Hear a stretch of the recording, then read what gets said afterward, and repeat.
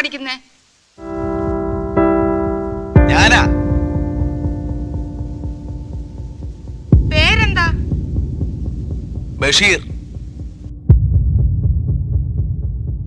ശബ്ദത്തിലൂടെ അറിഞ്ഞ മലയാളികളുടെ മനസ്സിൽ ഇടം പിടിച്ച മതിലുകൾക്ക് ഇപ്പുറമുള്ള നാരായണി. നാരായണി, പ്രത്യക്ഷപ്പെടാനുള്ളത് ഞാനല്ലേ?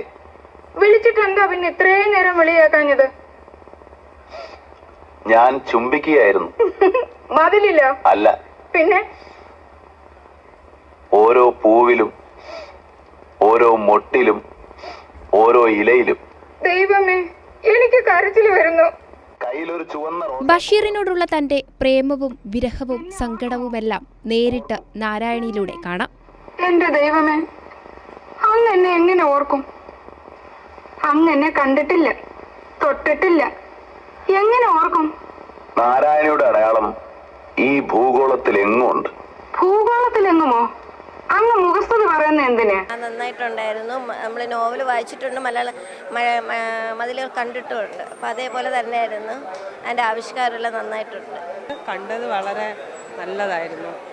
നല്ല അഭിനേതാവ് നല്ല രീതിയിലായിരുന്നു. നല്ല ഇഷ്ടപ്പെട്ടു.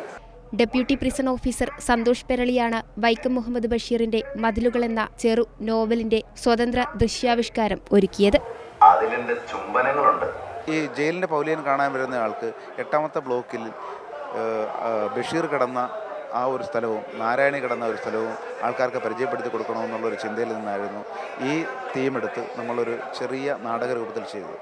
നമ്മൾ സിനിമയിൽ ബഷീറിനെയാണ് കാണിച്ചിരുന്നതെങ്കിൽ നാരായണിയെ ശബ്ദം കൊണ്ട് മാത്രമാണ് മലയാളികൾ ആ അഭിനയം തിരിച്ചറിഞ്ഞത്. അപ്പോൾ ഞങ്ങൾ ചിന്തിച്ചു, നാരായണിയെ പുറത്തേക്ക് കൊണ്ടുവരാം, ബഷീറിനെ അപ്പുറത്ത് നിർത്തിയിട്ട് നാരായണിയുടെ ചിന്തയിൽ, നാരായണിയുടെ കാഴ്ചപ്പാടിൽ എങ്ങനെയാണ് ഈ മതിലുകൾ എന്ന് ചിത്രീകരിക്കാമെന്ന് കരുതിയാണ് ഇങ്ങനെ ഒരു ചിന്തയ്ക്ക് തുടക്കം കുറിച്ചത്. അസിസ്റ്റന്റ് പ്രിസൺ ഓഫീസർമാരായ അപർണ, രോഹിണി, ശരണ്യ എന്നിവരാണ് അരങ്ങിൽ നാരായണിയായി എത്തിയത്. അങ്ങനെ മതിലുകൾക്കപ്പുറമുള്ള ബഷീറിന്റെ സ്നേഹത്തിൽ പ്രതീക്ഷയറ്റ് നിൽക്കുന്ന നാരായണിയിലൂടെ നിരാശ പടർത്തിയുള്ളതായിരുന്നു ലഘുനാടകത്തിന്റെ അവസാനം.